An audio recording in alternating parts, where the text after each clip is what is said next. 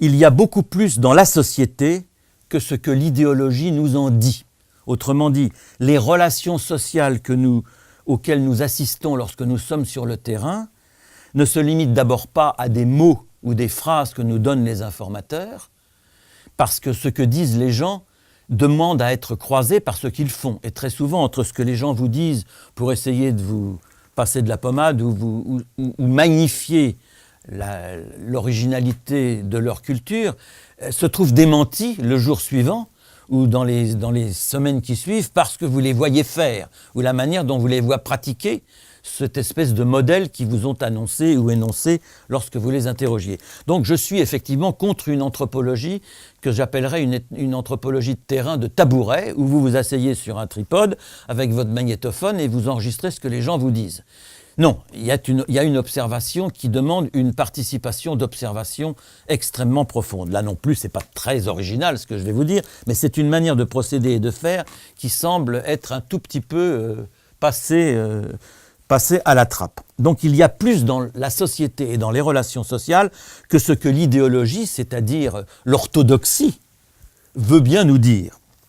Alors par exemple, pour illustrer cela, j'ai deux exemples extraordinaires qui vont introduire à mes expériences d'ethnographe et à ma réflexion d'anthropologue. La première est d'un grand poète linguiste qui s'appelle Ramanujan, et qui nous dit, spécialiste de littérature orale et de l'Inde du Sud, et qui nous dit, oui, sans doute, les dieux de la mythologie et de nos grands textes ne transpirent pas, ne sentent pas, n'ont pas d'odeur, n'éternuent pas, ne toussent pas. Et les divinités, les femmes, les déesses, n'ont pas leurs règles. Mais dans le folklore, elles ont leurs règles. Donc ça veut dire que le folklore, ça accommode des règles du vivant et des rythmes du vivant,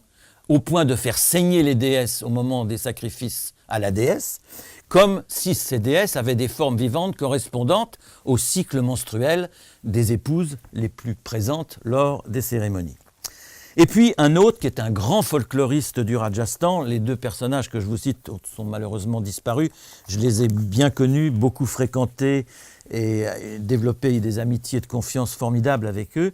et Komal Kothari, qui est lui un spécialiste du folklore du Rajasthan, nous explique dans un long ouvrage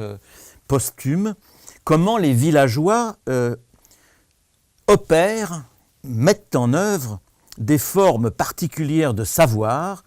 qui mobilisent des savoir-faire et des modes de transmission tout à fait particuliers, à savoir le cycle annuel de chacune des variétés culturelles qui mettent en terre, la mesuration des sols cultivés, la nature des graines plantées, l'humidité relative des sols, un contrôle de la topographie pour le ruissellement des eaux, la qualité du terrain et les compétences particulières qui sont associées à ces modes de mise en culture.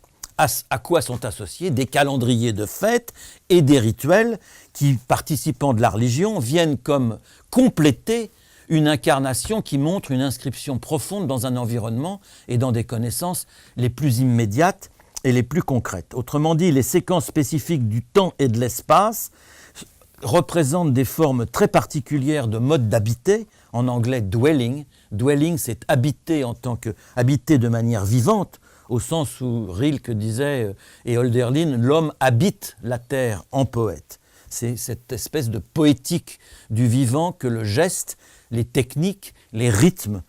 pratiqués par les gens nous apprennent bien au-delà d'une